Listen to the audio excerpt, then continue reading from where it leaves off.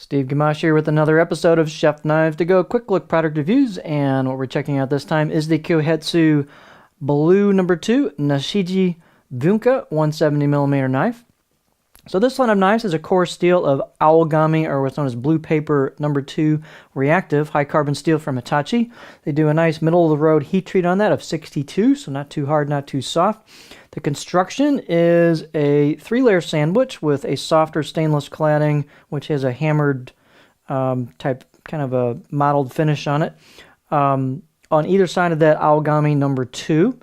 And a true 3-layer sandwich without any cladding over the top of the spine is known as sanmai versus warikomi, which means the cladding covers the spine. So this does have an exposed spine, so we'll get a close-up look at it, but you do have to make sure you wipe the entire knife off dry because the core steel showing at the edge is reactive, and then that core layer on the spine is also reactive, so that would rust or corrode if you leave it sit wet. So just make sure this thing's dry, as you should normally do with this type of knife when you finish with it before you put it away, and you should be just fine.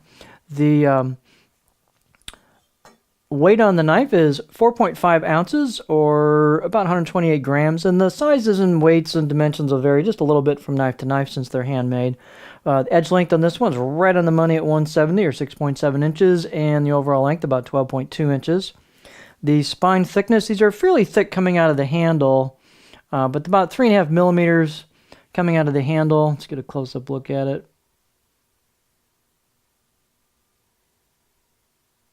Come on, camera. There we go.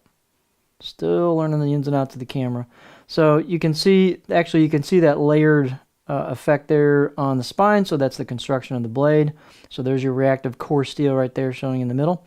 But it thins out pretty quick off the handle, and then, I don't know, maybe 2-ish, 2.5, and then when you make the turn on the tanto, I shouldn't say tanto, but the reverse sword tip, it gets thin, pretty thin right where the grind starts. So it's not a super skinny tip, but it thins out pretty nicely. The height on this blade is about 44 millimeters or so, back at the back of the blade. And then the handle, nothing super fancy, but they've got a pretty nicely crafted octagonal ambidextrous walnut handle with a black pack-of-wood ferrule. Junction is between the ferrule and the wood's about 75 millimeters, around 3 inches, pretty standard. I've got a little bit of a step here between the ferrule and the main part of the handle. This side's smooth, this side is a little bit of a step. You could clean that up a little bit if you felt like it. The handle install is pretty nice as well. Got a little bit of a gap here behind the back of the blade called the choil into the neck for your finger. If you've got a smaller finger, it should fit in there pretty well. Big fingers are not going to fit in there super well, but for me it makes a nice pinch grip.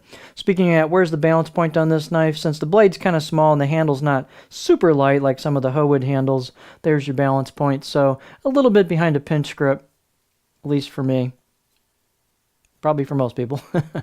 So anyway, this makes it really very flickable, so it's got a nice flickable feel to it. You've got a fairly stiff blade, although it's a little bit of flex towards the tip, but that overall pretty stiff blade because of that spine.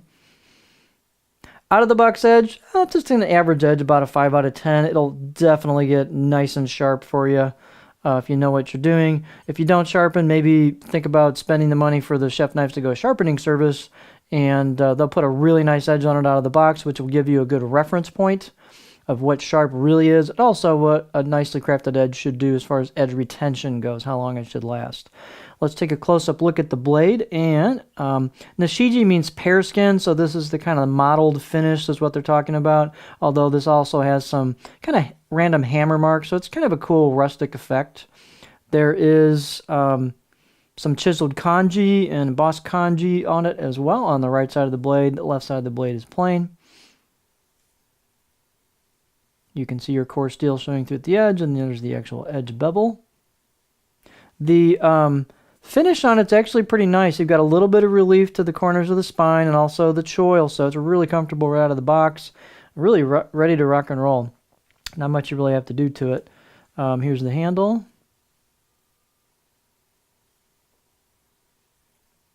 All right, come on, camera. There we go. Maybe I'm going too close. There's the handle. So let's take a look at it on our cutting board.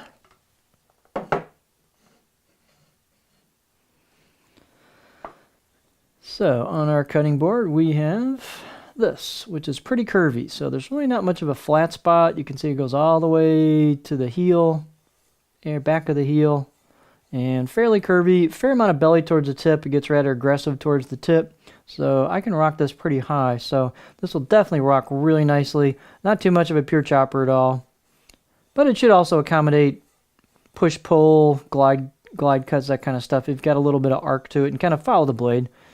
Most people can adapt to a blade profile rather easily with a little bit of just practice and just kind of getting a feel for the knife, unless it's just completely out of your style. But if you're a pure chopper, this ain't it. But overall, these are cool. They've upgraded the handles on these fairly recently. They've got a nice handle. They've got a kind of a cool rustic look. Stainless cladding, so it's a pretty cool knife line. So here you have a neat little utility. This is the Kohetsu Aogami or Blue No. 2 Nashiji Bunka 170mm knife.